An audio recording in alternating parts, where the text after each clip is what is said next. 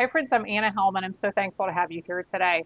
Today I want to share some ideas for using those shape dies that you have in your collection in really creative and fun ways.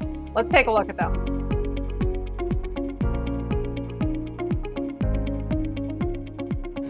I'll be sharing 5 different ways to use your shape dies, and this is the set that I'm using for all of my samples. These are called the branching out dies. I love the shapes of these. So you'll see lots of ways to use them here, but you can use circles, squares, rectangles, any of your nesting shape dies that fit inside of each other will work for these techniques. So let's take a look at my first one. This first one is to use that die to actually cut your entire card base. So I'll grab the die that I used to cut this one and show you what you'll need to do to create a card like this is to create your card base first, fold it in half, and then you will take your shape die, you'll lay it on top, and what you have to make sure is wherever you want your card fold to be, so mine was right here. You have to make sure that the die is actually hanging off the edge enough that it's not going to cut the side with the fold.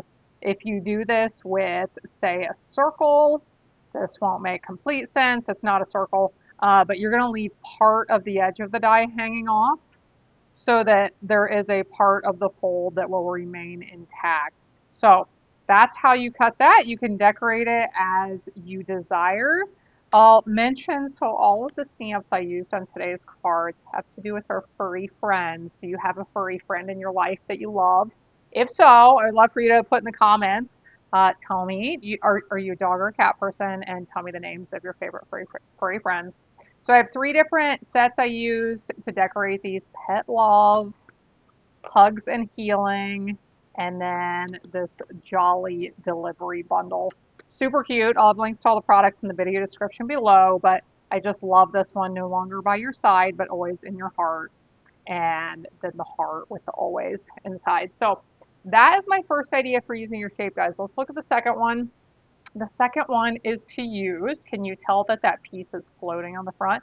To use some acetate, some piece of window sheet there to make kind of a floating piece in the center of your card opening. So what I did to create this, I opened up my card base and cut out the larger of the shapes from the card base. Then I created a rectangular piece of that window sheet, just a little bit bigger than the opening. I attached it with glue dots just because they look a little bit neater than tape. And then I created the pieces to go here on the front. This one says you're not alone. We have the little paw prints on the edges and then sending healing hugs to you. My third idea, I love this one. So this just looks like a simple frame here. Not terribly exciting, but here's what I did. I put a piece of cardstock onto my cutting plate for my die cut and emboss machine and angle this so that hopefully you can see. I laid all of those shape dies on and cut all of them out at the same time. So if you have a hard time lining these up, what you can do, and also holding them in place, you can use some washi tape, some kind of removable tape, or a Post-it note to hold them in place temporarily, but lay all of them on there. And like I said, put tape or a Post-it note on if you need to, crank it through, cut them out. You're going to end up with a whole bunch of these thin frames.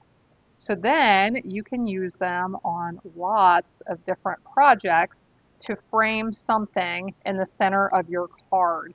This one is a little bit more decorative than the way I use this technique in a lot of cases. A lot of times I'll just have something right in the center that I want to highlight and then put a frame around it. Really nice way to use those shape dies. One other thing I'll mention while we're talking about this is instead of using every single one of them, you can use just some of them. And let's say you leave 1 or 2 out, you'll end up with some of these pieces that are thicker instead of being real narrow. So then you'll have some different sizes and shapes to play around with. Let's take a closer look at the card. I used the die cuts from the Pet Love set to create the paw prints, the bones, the handkerchief, and the ball, and thought it turned out really cute. This next one uses a very similar technique to what I just showed, but first I stamped a piece. You can do this with designer paper. I actually stamped this background, so you can choose whether you want to create what's on the background or use some pattern paper. But again, lay all of those dies on. If you want to leave one or two out, get some different spacing, you can. I used all of them.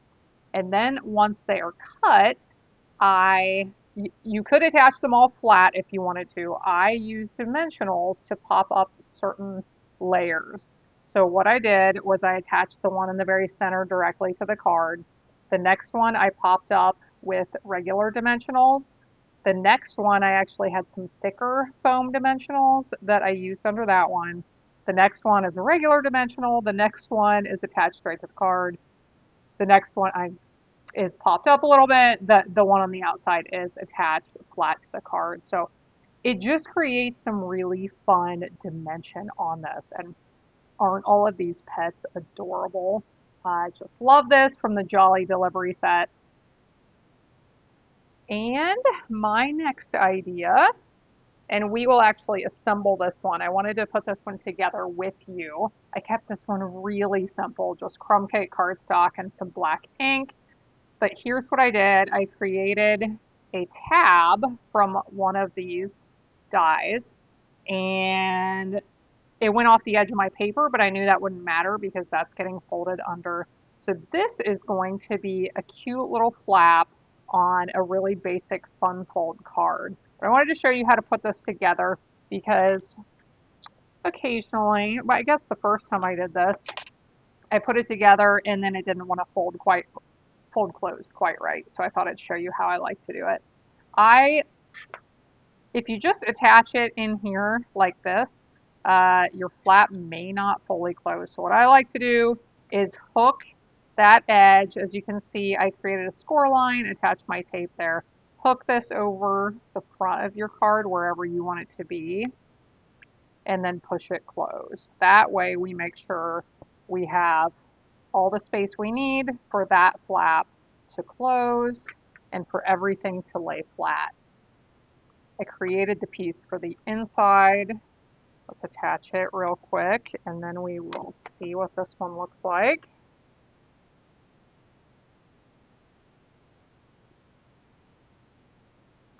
So I just used the paw prints on the front to create that cute design. I thought these are on a mission. This one is just kind of wandering aimlessly through life. I know I feel that way some days.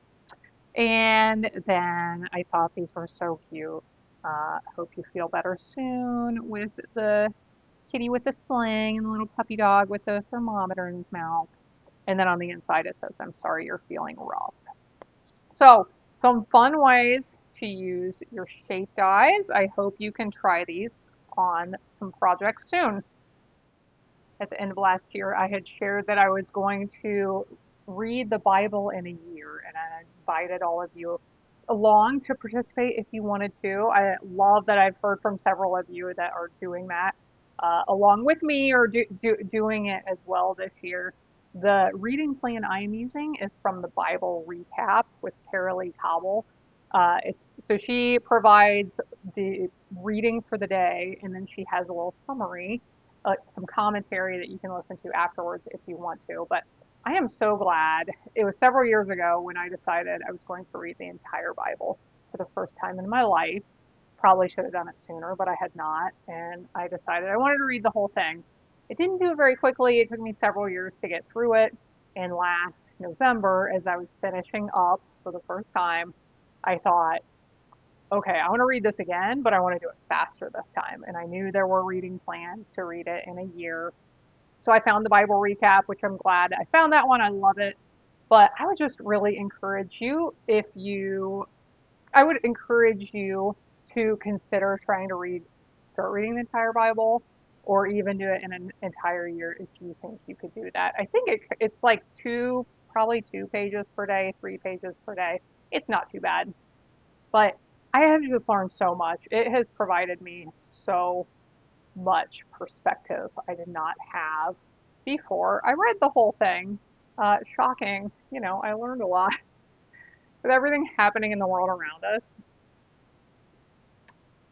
it just it's all explained in there. It's all explained in there. Um, yeah, I know there's a lot of reactions to what's going on in the world around us. Lots of fear and anxiety and all kinds of things. And I honestly, I don't have those things. Um, Not saying I never will have those things, but at this point, I don't have any of that because I understand we trust in God and the battle is raging around us in this world, but uh, we're here to stand firm and to resist the evil that we can. And just reading the Bible has really helped me a lot to be grounded in my faith, I guess, in everything in life. So I would invite you to start reading it, do a chapter per day, or even start a year-long reading plan to read the entire thing if you're interested. So thanks so much for being here. I appreciate you. I hope you'll be back again next time when I'll be here helping you to hand make with love.